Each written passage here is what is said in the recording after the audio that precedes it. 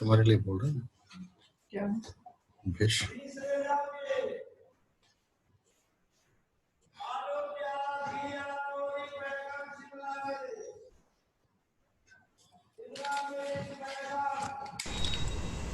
Hello students, I welcome you all to the lecture on the topic Analytical Methods and Final Difference Method.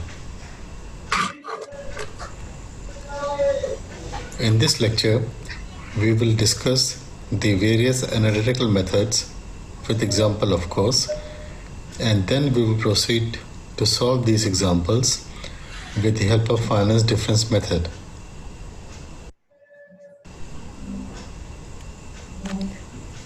Nature is full of phenomena, and all these phenomena are governed by a set of coupled nonlinear partial differential equations which are a function of time. For example, when a batsman hits a ball, the distance covered by the ball depends upon the velocity of the ball and the angular trajectory. It also depends upon air velocity and drag, but neglecting these factors gives us a simple set of equations which can easily be solved manually.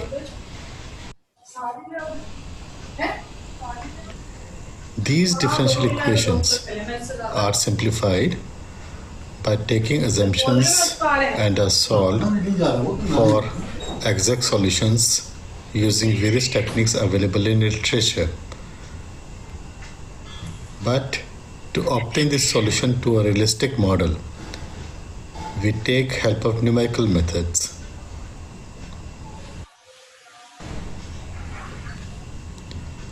Well, the thing is that while deriving the governing equations is not difficult. After all, they simply are the summation of force or energy balance equations. Well, solving these differential equations for a set of boundary conditions poses quite a challenge.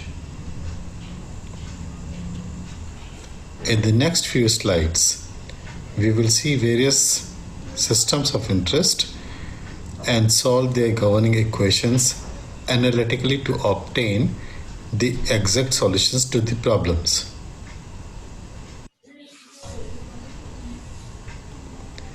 We will be taking the following examples.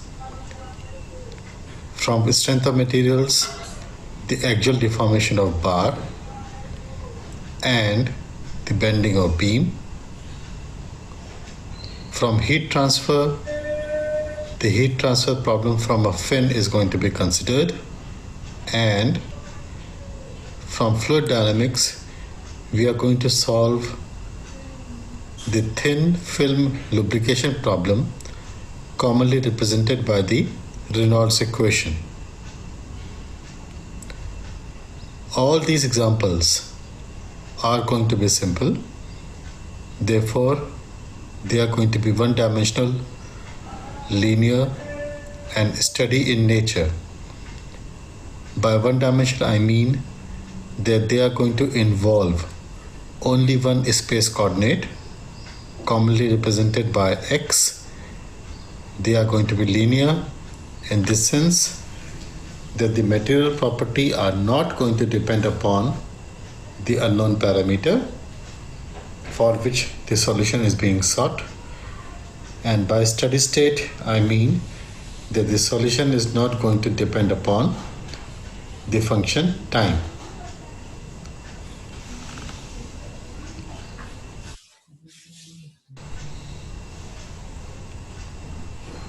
The axial deformation of a bar is governed by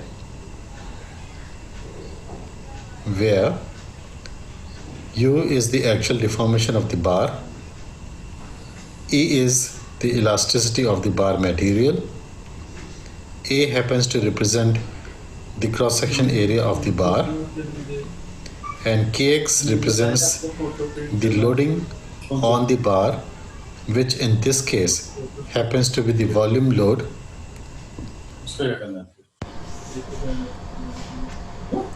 At this point, we will define a standard which is going to be used in this presentation. On the display, there is a equation underlined by a solid red line. In fact, the equation is also in red in color. This particular style of writing is going to be used to repeat the equations which have been derived in the previous slides. This is just for the reference purpose, so that equations derived previously, most commonly in the previous slide, are going to be referred in the next slide. Now, in this equation, that is the equation for the deformation of a bar, the elasticity, cross-section area, and the loading can be function of x. That means that they can vary as at different places. They can have different values at different places. But the thing is that these values cannot be a function of the deformation itself, because this is going to make these particular equations nonlinear, and this is one thing which we are going to deal in the future classes. But for the time being, it is just assumed that elasticity, cross-section area, and Ex are they can be function of space only.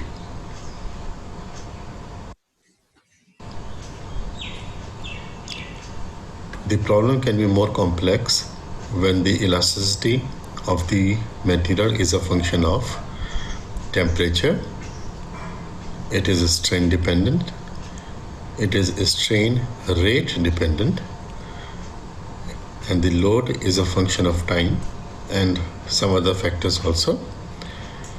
All these factors and many more of them are going to make the problem nonlinear in nature.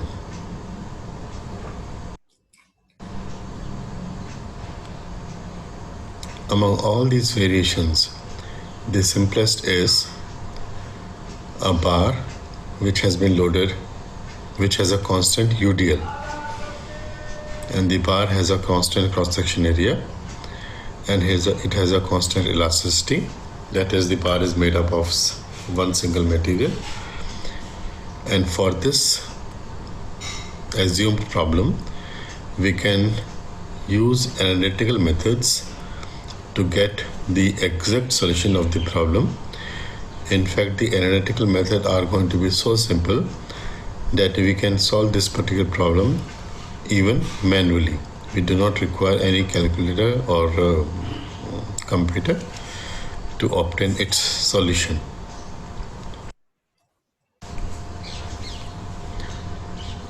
So we start with the simplest case possible. We assume that there is a bar of a constant cross-section area throughout the length. It is loaded by a UDL that is represented in red in this particular figure.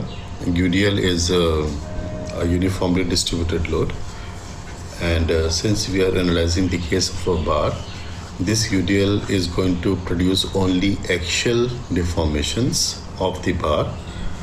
Kindly remember, if the direction of the UDL was oriented towards the perpendicular direction, this element under loading would have bent in that particular case. So this would have been a beam and not a bar. But for the time being, the direction of UDL is along the length of the element. So therefore, the element is going to act as a bar and not as a beam. Other thing is that the bar is simply supported at the two ends. We have a positive x direction from the left to the right, and if the length of the bar is represented by capital L, the left end is going to be at x is equal to 0, and the right end is going to be at x is equal to L. The governing equation has already been discussed earlier, given by equation on the display, in which the symbols have a meaning which have already been discussed earlier. Since this governing equation is second order differential equation. It is second order because the unknown u is being differentiated twice. Since this particular equation is second order differential equation, it is going to require some boundary conditions to obtain its solution. The standard rule is,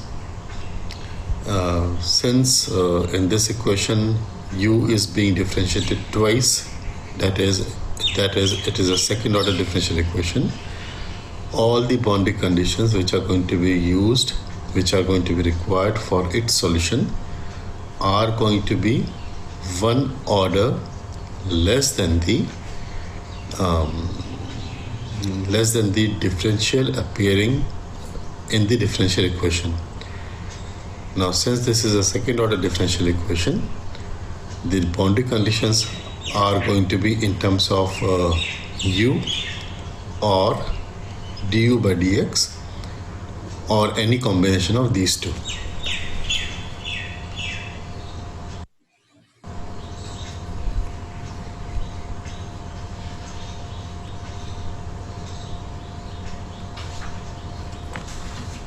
In this case, we are using the known value of deformation at the two ends. Kindly note that we are not using, prescribing any given value of slope, that is du by dx, at the two ends. We are using the value of deformation itself. Since the bar is constrained at the left and at the right, the value of deformation at the two ends is going to be 0 itself.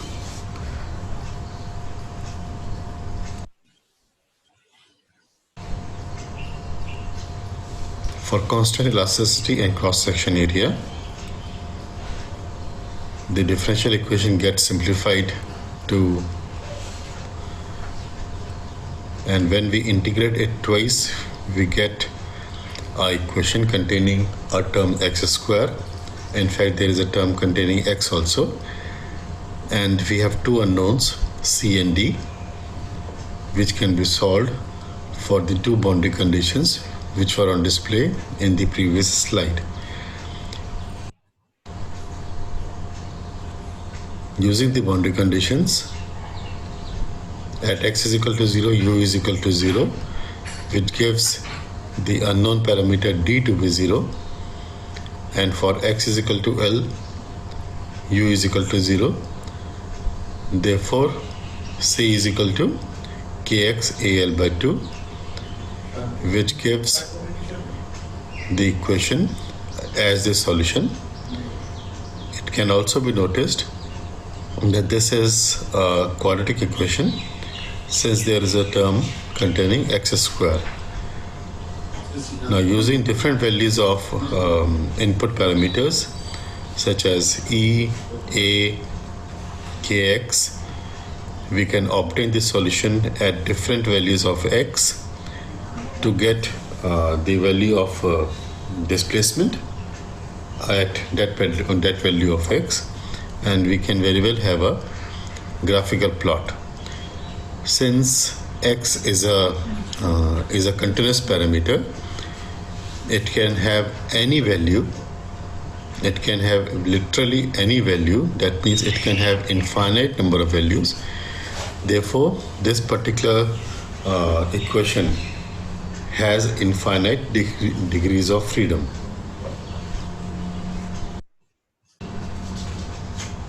For e is equal to a, e is equal to 1, a is equal to 1, and L is equal to 1, the exact solution is plotted on the graph.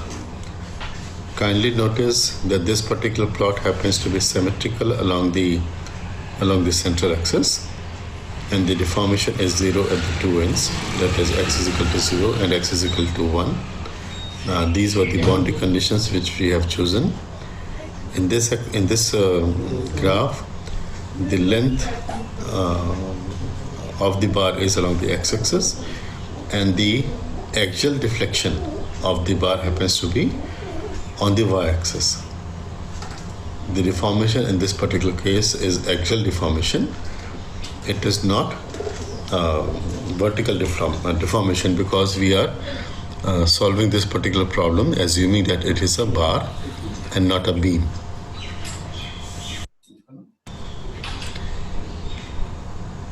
The next example which we take is from a beam. It is a simply supported beam on display. The beam has a length L. It is represented by 2 points A and B. It is acted upon by load W, which is not exactly at the center but is somewhat shifted towards the left. It is acting at point C. The differential equation is on display now. In this equation, Y is the deflection, E is the elasticity, I is the moment of area moment of inertia, and M happens to be the moment itself. Kindly note that M which appears on the right hand side of the differential equation is not directly available from the information given in the figure in the problem. In the problem, we know only the value of the load acting on the beam. So this load has to be converted. It has to be multiplied by distance from a reference point before it can be converted to moment, and then the value of moment is going to be used in this governing equation. And second thing is that the value of moment is going to vary. It is not going to be constant throughout the beam. And next is the boundary conditions.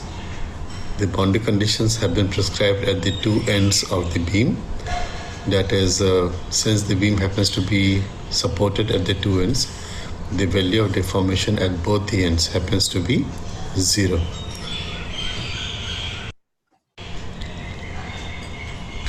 Now coming to the solution steps.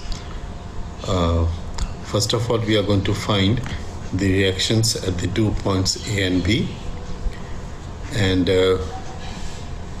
since the load is acting at a point C, we are going to obtain the moments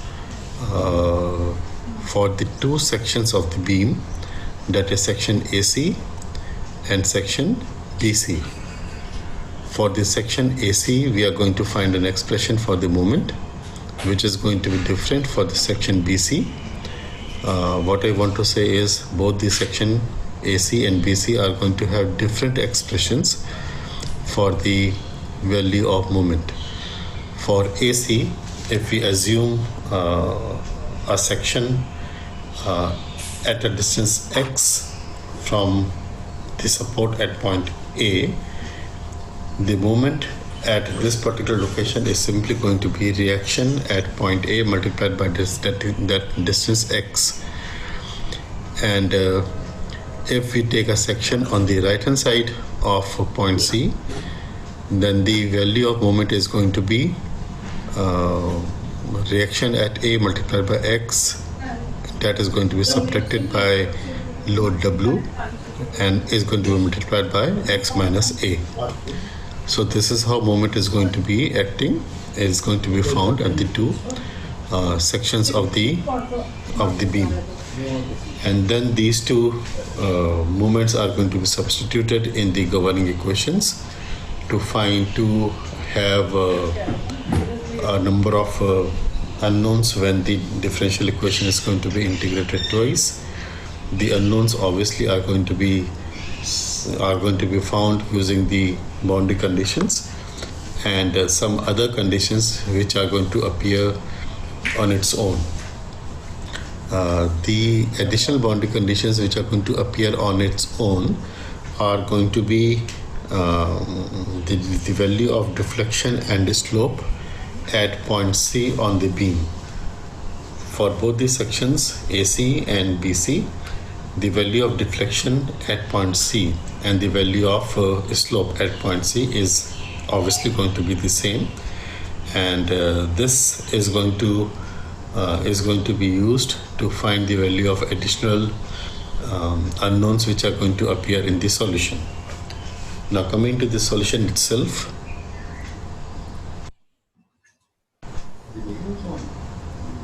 We first of all find the reactions RA and RB. First, starting with section AC, the bending moment is given by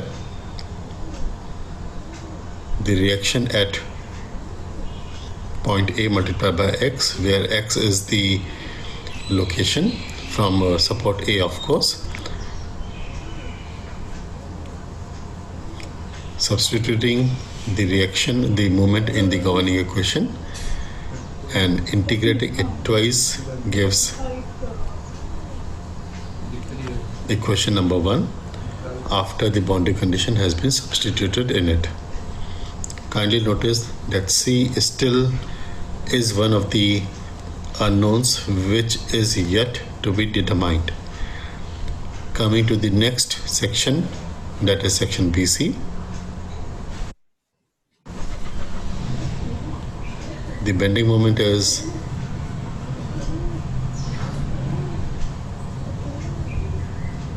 and integrating this twice gives equation number 2, having two unknowns E and F. Now one of these two unknowns can be found by using the boundary condition that y is equal to 0 at x is equal to L, and the other boundary condition, other unknown, is still going to remain in the expression.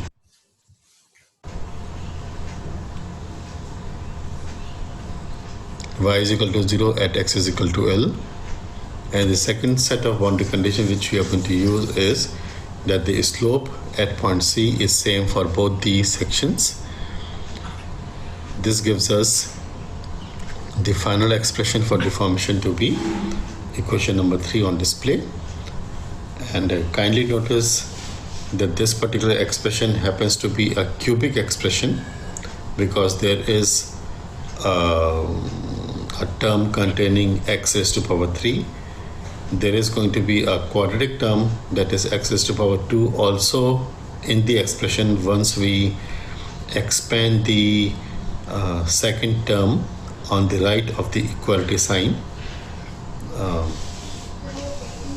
And this can be the solution to this equation can be obtained by assuming different values of W, E, I and L, and can be plotted in a graph.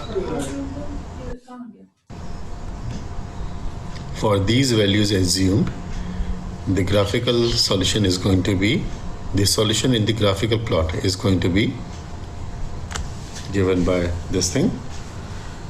Also notice that in this case the deformation happens, the deflection, not the deformation, the deflection, the lateral deflection of the beam happens to be symmetrical with respect to the central axis,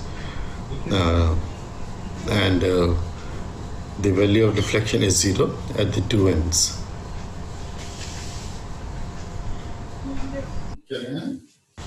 The next example which we take is from is a heat transfer problem from a fin. Fin obviously is some projections which are protruding out of a hot surface and are to be used to cool the temperature of any body. Most common examples of fin which we can find around us are fins in the case of an IC engine, that is in a motorcycle or a scooter. Those fins obviously are air cooled, and the governing equation which is going to be used in this particular case is going to be equation on the display. Kindly note that this expression has a value Q on the right which represents the internal heat generation, and it also includes heat loss because of conduction, but there are no convective losses to the atmosphere. In fact, fin by themselves have no internal heat generated in itself, but simply to this equation is simply going to be used to represent the possible type of heat interactions existing in the system.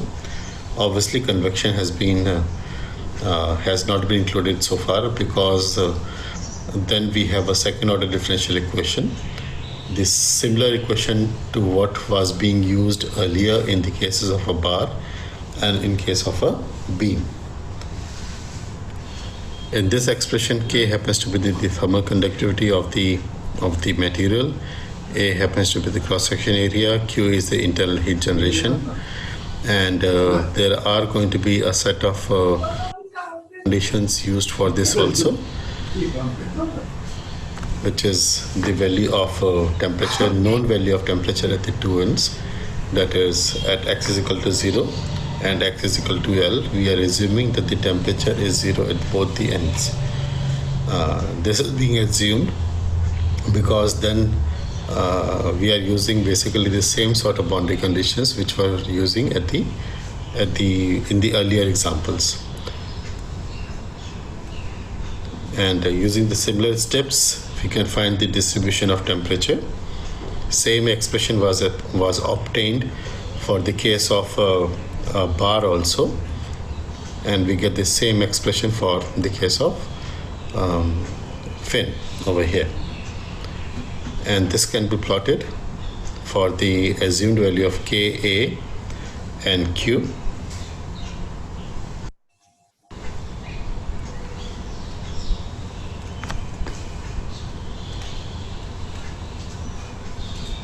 Which again is symmetrical with respect to the central axis. The next example, in fact the last example which we are going to take, is from a fluid mechanics problem. It is a thin film lubrication problem. The governing equation for this particular case is represented by the popular Reynolds equation as on display,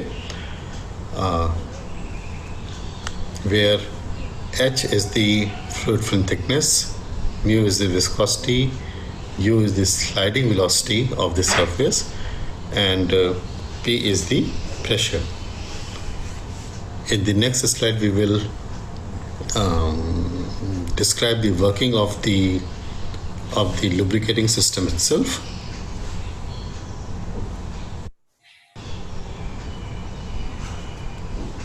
So we have two surfaces represented in black. The upper surface is fixed, while the lower surface is moving towards the right with a linear velocity u. And in the red is the fluid, a viscous fluid. Every fluid has some viscosity associated with it. So that particular fluid is represented in red. And kindly notice that the two surfaces are converging when we move from the left towards the right. By converging, I mean that the gap between the two surfaces is decreasing as we move along the direction of the sliding velocity. Now, since fluid has a viscosity, as the lower surface is going to move towards the right, the fluid is going to have a tendency, because of its viscosity, of course, it is going to have a tendency of being pulled in the converging gap, because of which pressure is going to develop. This pressure can be integrated over the surface area to have a equivalent value of load, and this load is going to support the external load acting on the system itself. So this is how the fluid film lubricated bearing is going to work. And the governing equation obviously was displayed earlier. The boundary conditions are in terms of pressure. We have the known value of pressure at the two ends, because the two ends of the bearing are exposed to the atmospheric pressure. So we can assume that the ambient pressure is 0 at the two ends, that is at x is equal to L and at x is equal to 0. Now the solution to this particular problem is going to be obtained using the similar steps as illustrated earlier, but these steps are not going to be illustrated over here. They have been left as an exercise to the students themselves.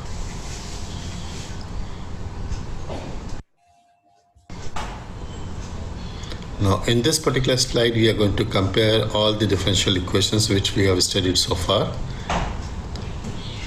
We have the differential equation for a bar. We have a differential equation for the beam.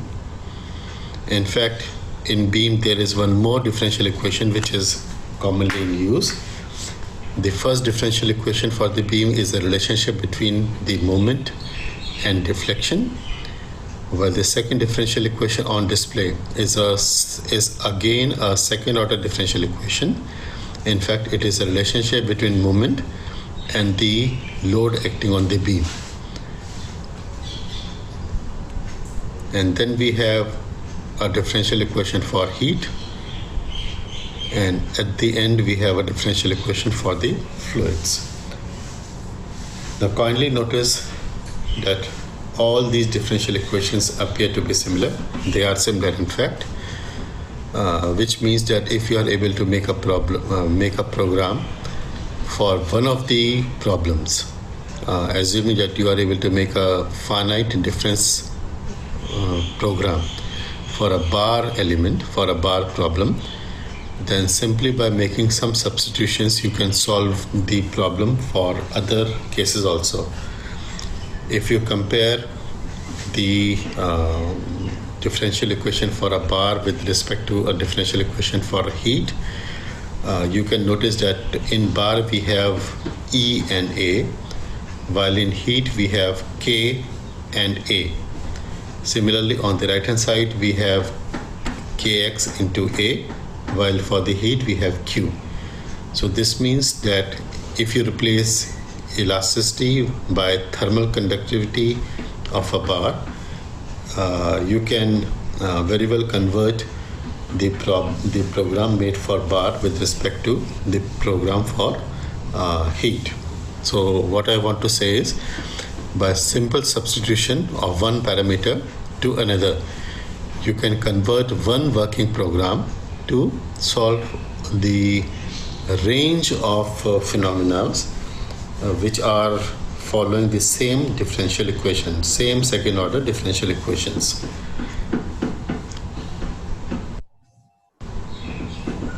Now continuing with the comparison, all differential equations are second order equations. They are steady state also, because we have intentionally omitted the term time from the equations. They are one dimension because they had only x as the space coordinate.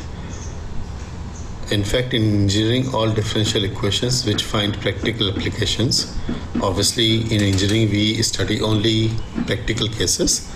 So in engineering we have differential equations which are second, fourth and sixth order only. Second order differential equations we have studied in the previous slides. Fourth order differential equation is going to be studied when we study the case of deformation.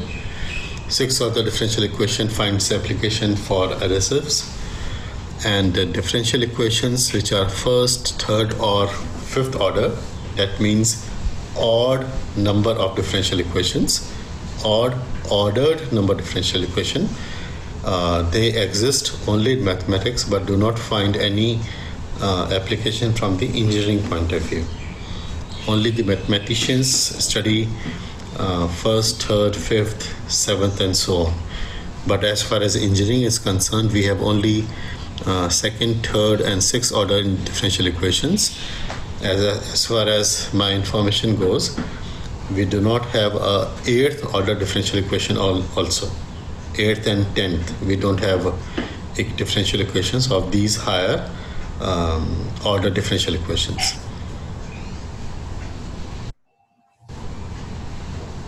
Now coming to some observations regarding analytical solutions. Analytical methods gives a closed form solution, that is, they gives us a exact solution to the problem. They get the value of the unknown at any point specified by x. Thus, they have infinite degrees of freedom, while the numerical methods, they give solution to only some predefined points. Therefore, they have finite degrees of freedom. The predefined points can obviously be increased in number, but still they are going to give you the solution at only the locations which are going to be defined before the solution process actually starts. And they are obviously, these points obviously are going to be countable. They are going to be finite in numbers. Therefore, these numerical methods always have a finite degrees of freedom. They do not have infinite degrees of freedom. Despite the fact that various numerical methods are popularly in use, analytical methods are always going to be around. There are always going to be plenty of persons, there are always going to be plenty of mathematicians which are going to work to find the exact solution to a given problem.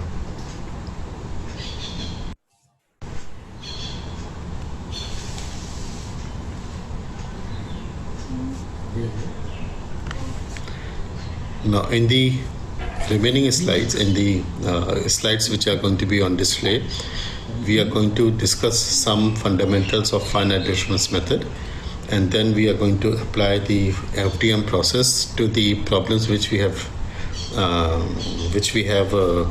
discussed using analytical methods in the previous slides.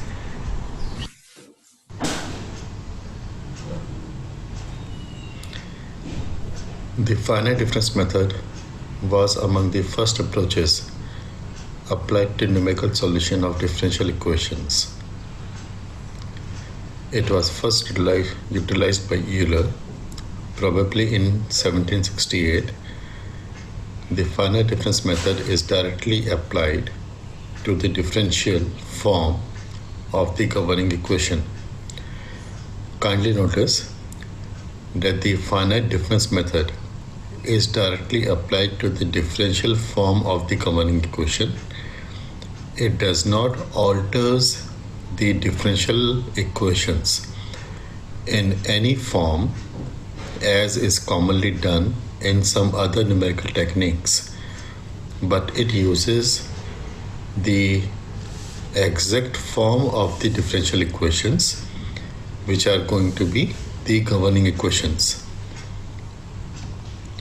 The principle is to employ a Taylor series expansion for the discretization of the derivatives of the flow variables.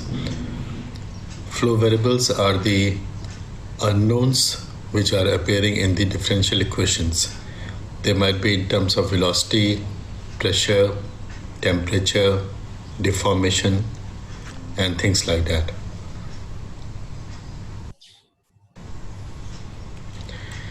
The finite difference method, or FDM as they are commonly known, are discretization used for solving differential equations by approximating them with differences equations. The differentials appearing in the governing equations are approximated by the differences equations. FDM converts linear ordinary differential equations or nonlinear partial differential equations to a system of equations that can be solved by matrix algebra techniques. The reduction of the differential equation to a system of algebraic equations make the problem of finding the solution to a given ODE, PDE ideally suited to modern computers. Hence, numerical techniques like FDM find widespread use. Other numerical techniques which are in common use happen to be finite element method or FEM, boundary element method or BEM, and some meshless numerical methods are also fast being developed to be applied in some complex cases. Today, FEM are the dominant approach to numerical solutions of PDE. This is primarily due to simple theory in FDM compared to other numerical methods such as FEM, BEM, and some other numerical meshless methods.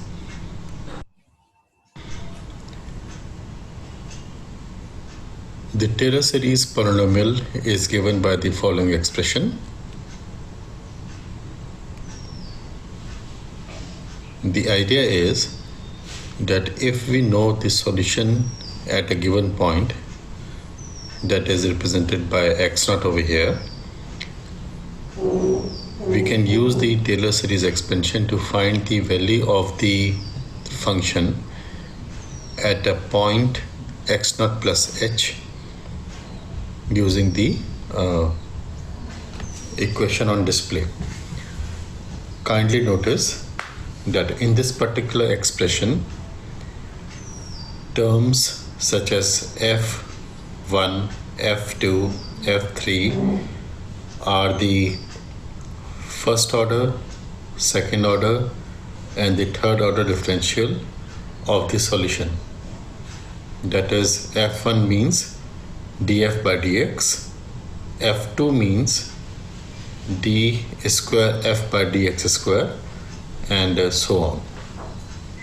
Also notice that there is a last term on the right given by Rn.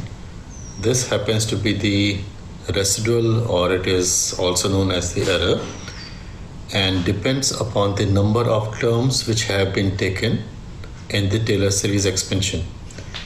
Now this Rn is a crucial factor in the this Rn is going to play a crucial factor in the solution obtained by FDM, depending upon the number of terms which we are going to take in the Taylor series expansion. The Rn is going to be very small, or it could be negligible, or it may affect the solution to a significant extent. This we are going to see in the coming slides. In the following slides, we will obtain approximations to various derivatives by truncating the Taylor series.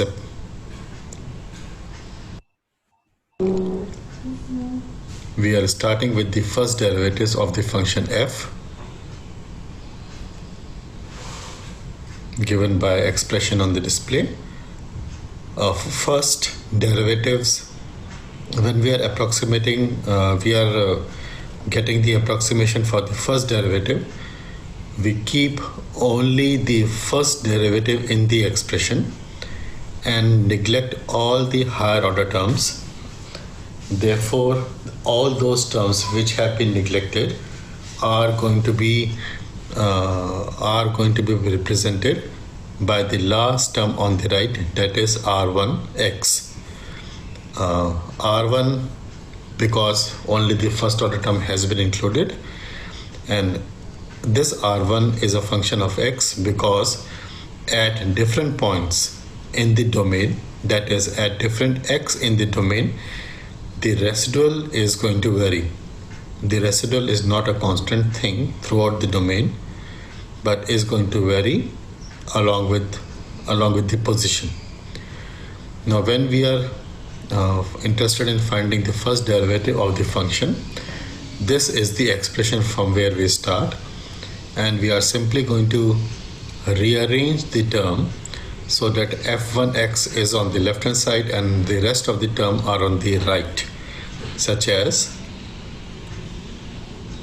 over here, and then the h, that is the difference between x naught and the point where we are interested in, that h is going to be transferred from the left to the right. In fact, it is going to appear in the denominator, such as is displayed over here. So the last term, that is the residual term, in fact is going to be divided by h also. So the error in this particular first order differential is not r1x, but it is r1x divided by h. Assuming that r1x is sufficiently small, the approximation of the first derivative of f is given by the expression on display now. So kindly notice that this particular approximation is applicable only under the condition where r1 is sufficiently small, or you can say that r1 represents the error which can be neglected with respect to the other terms appearing in the equation. Now we are going to see in future slides that r1 is itself going to be approximated by several terms. This formula is also known as the forward approximation of the first derivative.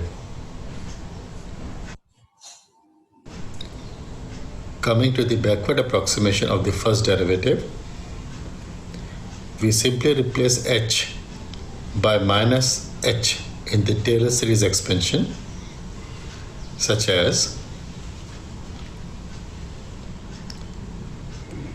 and then we are going to neglect some of the terms as we have done previously.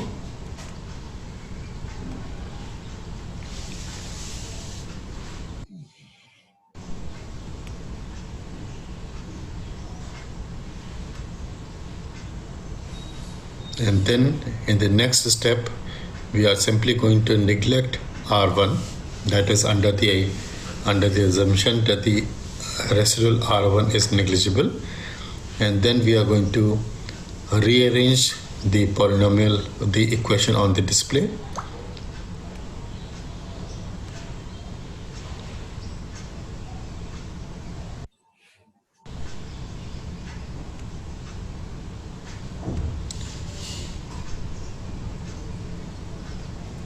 Now this is the backward difference. Now there in fact is another difference known as the central difference approximation of the first order, and this we are going to derive in the next slide. So for obtaining the central approximation of the first derivative, we take two Taylor series expansions, such as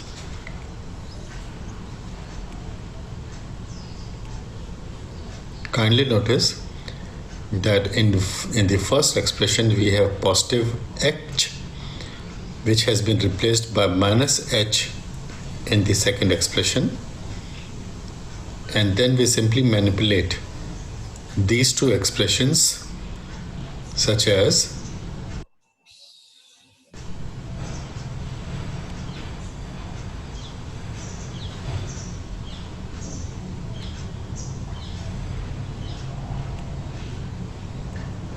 and taking the difference of these two equations,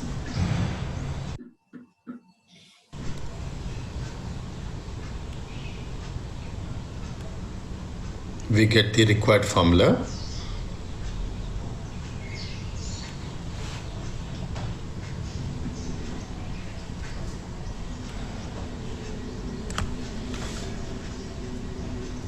Now in this expression, that is the last expression, we have a term represented by O within bracket h square. If you simply compare equation number 3 with the previous expression on display, you can very well find, you can very well conclude, or you can very well know the expression for the order of error, that is OH square. In fact, it is going to be F3 divided by 3 polynomial H square.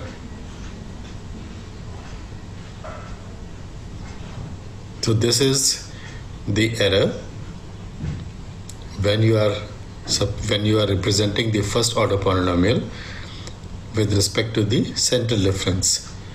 In fact, the order of the error can be found in a similar method for the backward and the forward also. Backward and the forward approximations also. And you can very well find that the order of approximation, order of the error in approximation is of the order of H. And since in this particular case the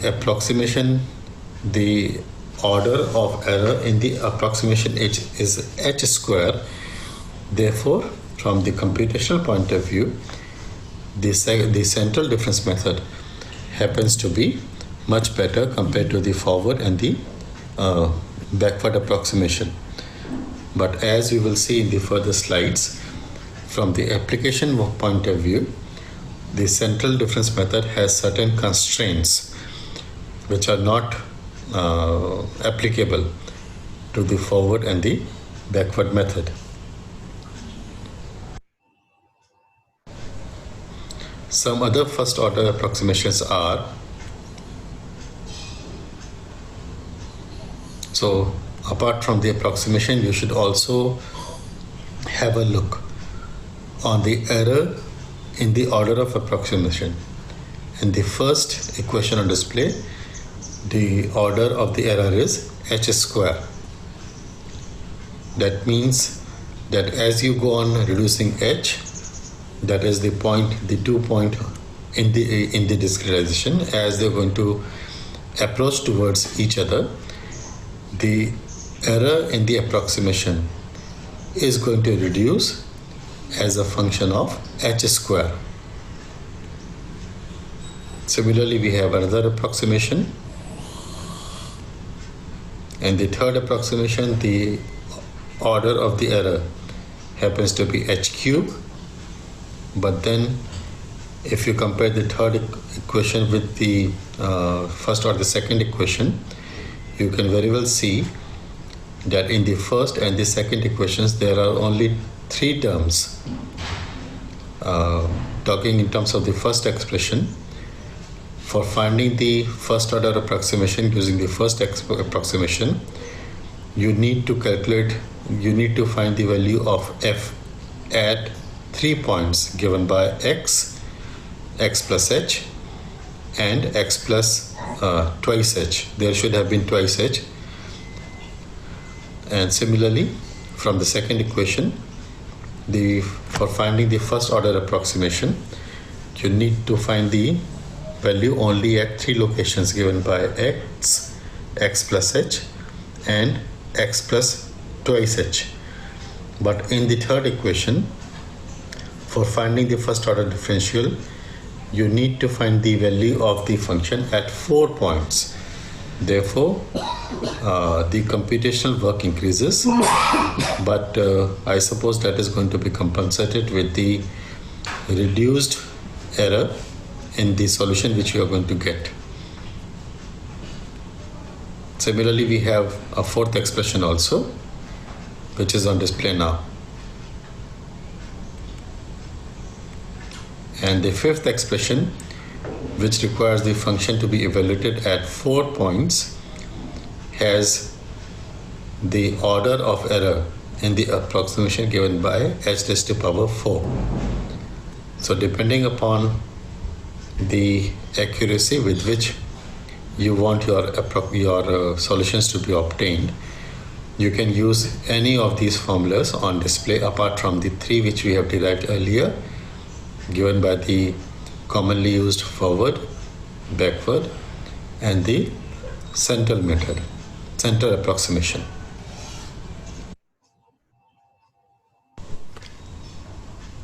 Similar to as we have developed the first order differential equation, approximation to the first order differential, we have a number of expressions for the second order also. We are going to develop the second order central difference in this slide.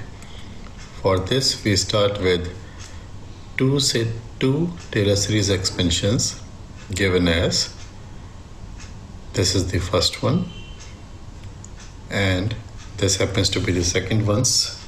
The only difference between these two is that one is a step forward, therefore it is written with plus h, and the other is a step backward, therefore it is written with negative h.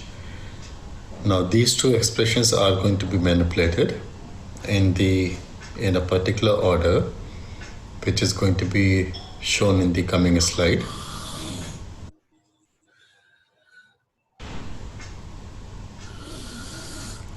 The first step is to drop a number of terms.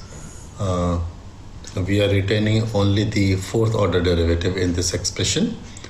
So all the terms which have derivatives higher than the fourth have been dropped in these two expressions.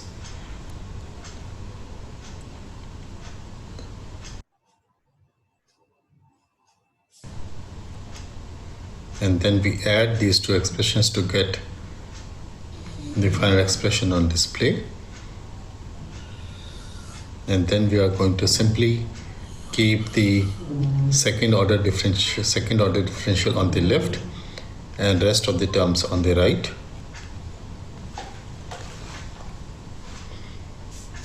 Which gives us the 3-point formula to be evaluated at x naught plus h, x naught minus h, and x naught. And there is another term which is the last term on the right, which is the fourth order differential. That is going to be the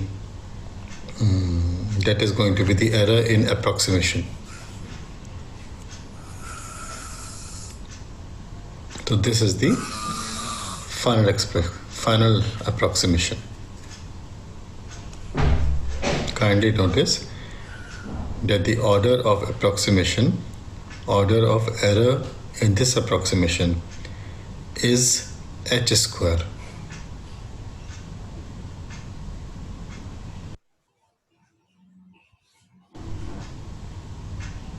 The second order forward difference is given by this expression. The backward approximation is this. And the forward approximation with respect to x naught. The other two terms are being calculated at x naught plus h and x naught plus twice h, therefore it's a forward. In the backward approximation with respect to at a location x naught, the other two terms are at x naught minus h and x naught minus twice h, therefore it's a backward difference.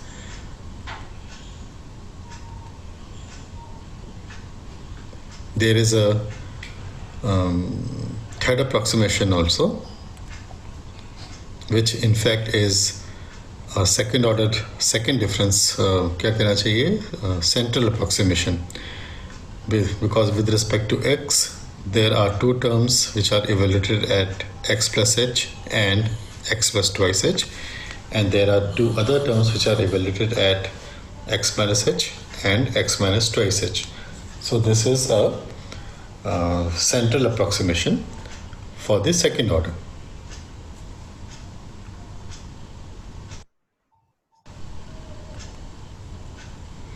Now in the following slides, we will solve some problems with the help of finite difference methods.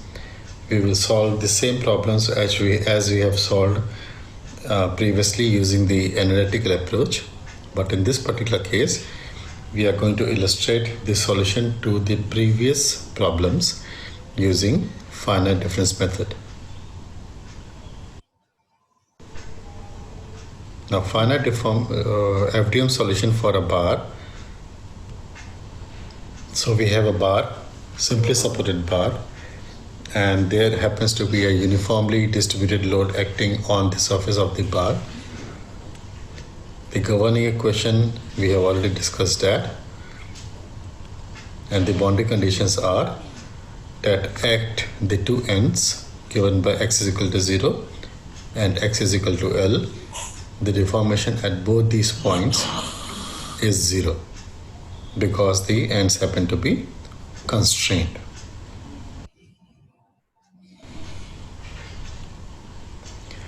Now for obtaining the finite difference, the solution through finite difference method, the first point is that the domain is to be divided into number of parts.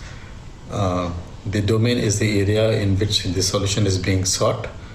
So in this particular case, the bar itself has to be a domain, and since we are looking for a one-dimensional solution, the domain is going to be represented by a line. And in the present solution, because the solution is going to be obtained by FDM, finite difference method, but still the equations are going to be obtained manually.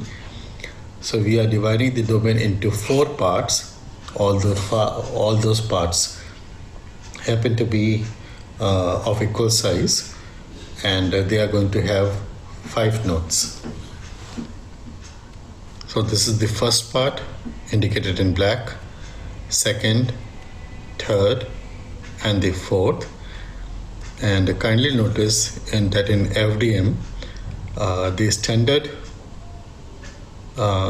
standard procedure for obtaining the solution through FDM requires that the domain has to be divided into parts of equal size.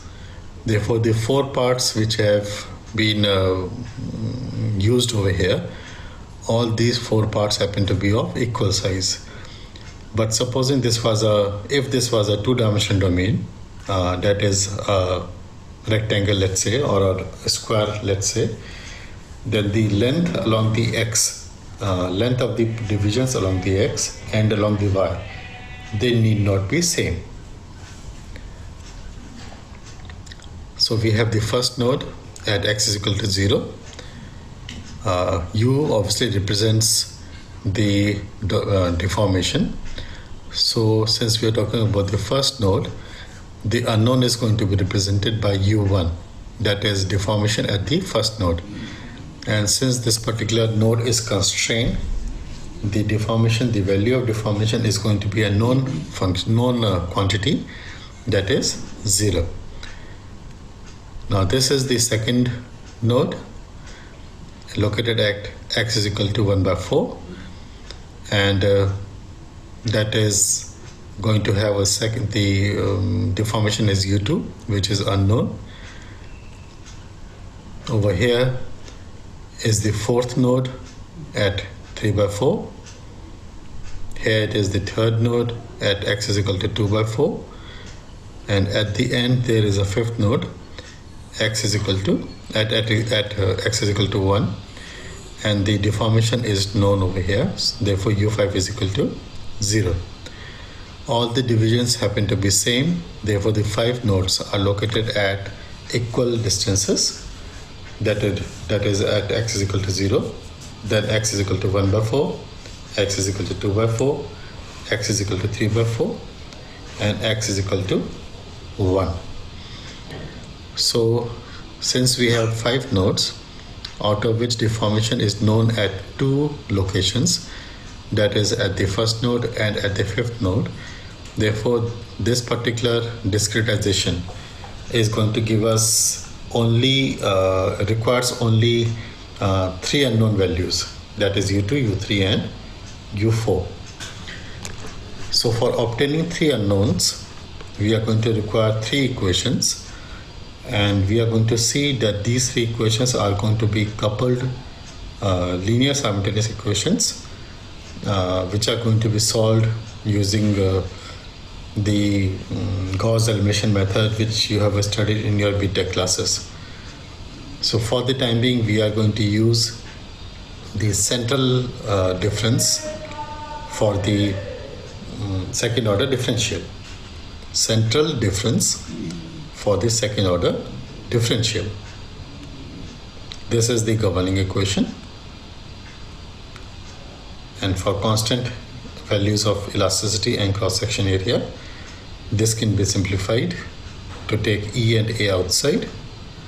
Kindly remember that in this particular case, Kx represents the load per unit volume. It is not the load per unit length, it is the load per unit volume. Obviously, when Kx is multiplied by A, it is going to give you load per unit length. That is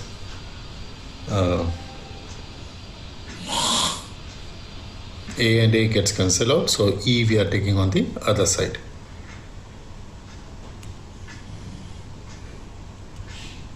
Boundary conditions are obviously known to you.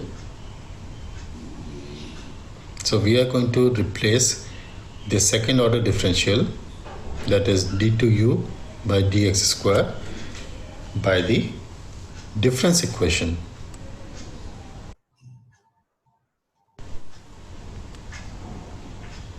For simplified calculations, we are assuming that all parameters have a value 1. Same thing was done for the analytical approach also.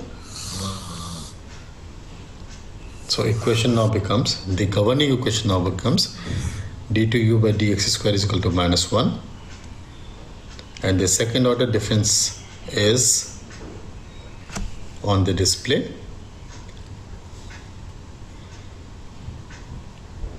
So when you apply the second order differential, the second order difference to the second node, x0 becomes u2, then x0 plus h, that gives you u3, and x0 minus h gives you u1.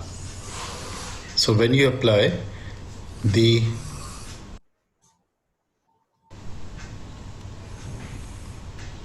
having u3, u4 and u2 as the unknowns. Similarly for the fourth node,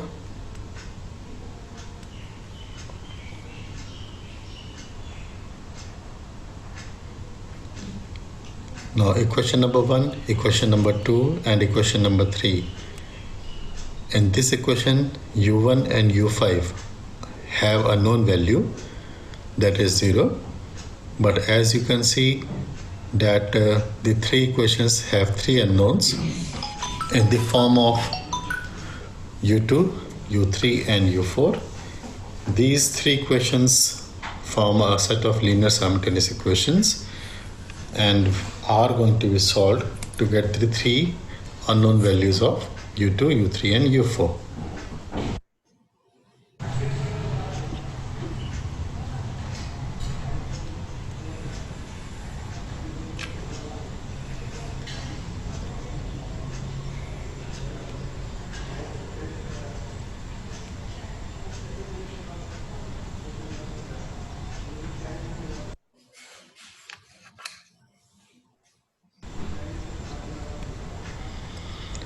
Now in this equation, all the equations, 5 equations have been written together. In fact, equation number 1 and equation number 5 are the two constrained equation, and equation number 2, 3 and 4 are the three equations which have been obtained by applying the difference equation at the node number 2, number 3 and number 4. Now these 5 equations can be written in a matrix form,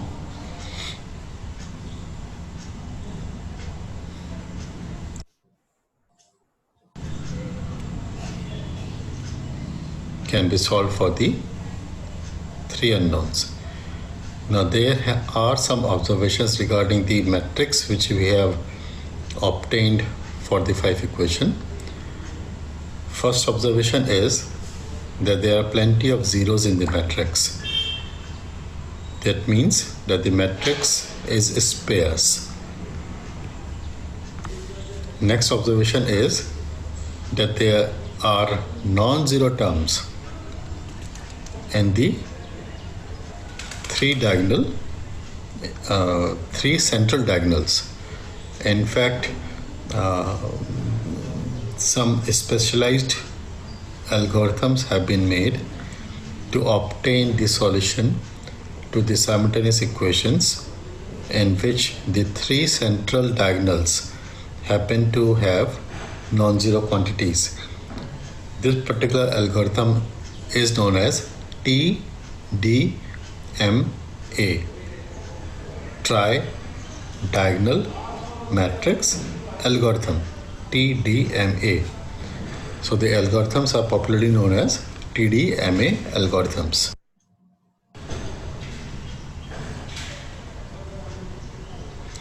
Now the other observation is, since the matrix happens to be a sparse matrix, various algorithms have been made to take the advantage of this scarcity.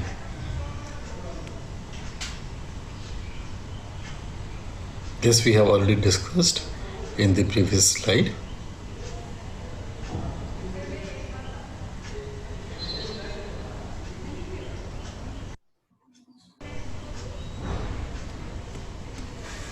These equations obviously can be solved using the conventional Gauss elimination method, but we are going to see in the future slides that the conventional approach of solving the linear simultaneous equations using Gauss elimination method is not a very efficient method of solving the equations. For solving the simultaneous equations in MATLAB, we are going to use a command known as INV. The name of the command itself is INV because MATLAB has all the built-in routines which possibly you are going to use. MATLAB is the software, popular software, and the name of the software itself happens to be Matrix Laboratory, in short MATLAB. It is going to contain all the routines regarding matrix operation which we can possibly think of, and therefore it is finding popular applications, popular acceptance among the students and research scholars. This is one software which you should learn, really seriously learn, if you want to do some computational work.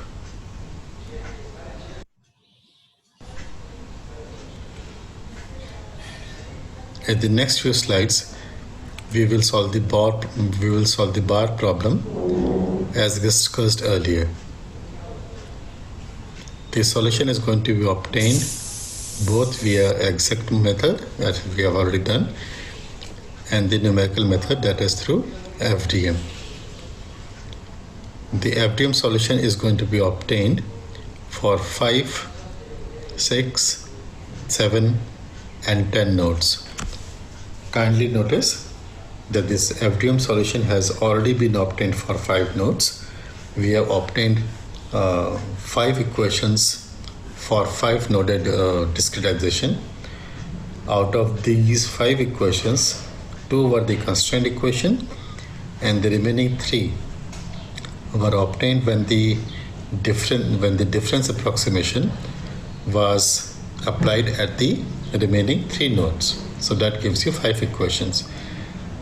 So we have already derived the 5 equations, that is the solution using 5 nodes. We have not obtained the solution, but we have derived the equations. Now similar steps are going to be applied to obtain the solution for 6, 7 and 10 nodes, and it is going to be seen that how the solution varies as the number of nodes are going to be increased in the discretization.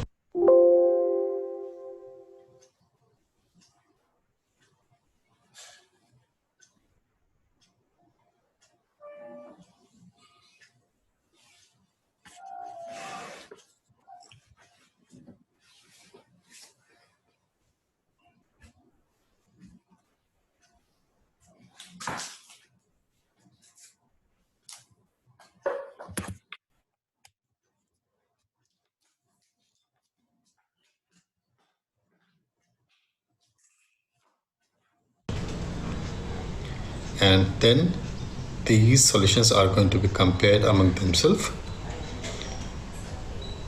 Please notice that the accuracy of the numerical solution as the number of nodes are increased.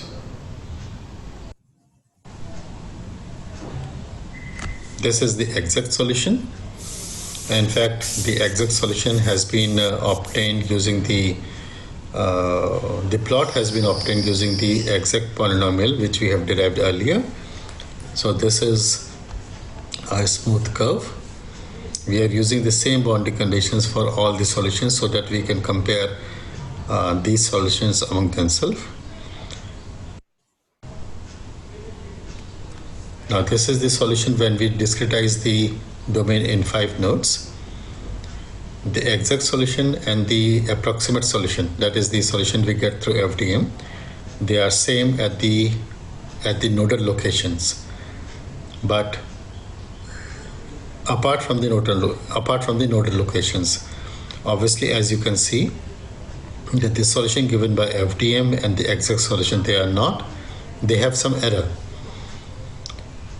Now this error is going to decrease, or you can say the solution is going to, the accuracy of the solution is going to increase as you go on obtaining the approximate solution using higher number of nodes.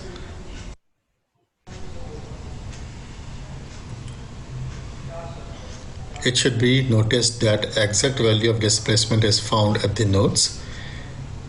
The maximum error is located at the center of each node.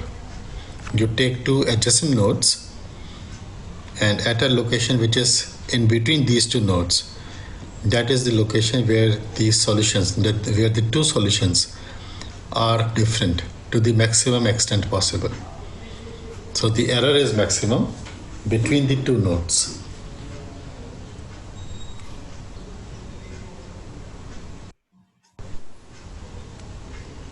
This is the solution for 6 nodes.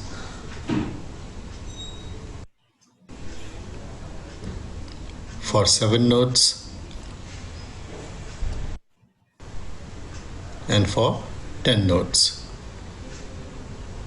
So it can be seen that when you are working with 10 nodes, the exact analysis and the FDM solution, that happens to be almost identical. You can very well go on increasing the number of nodes to have a better approximation.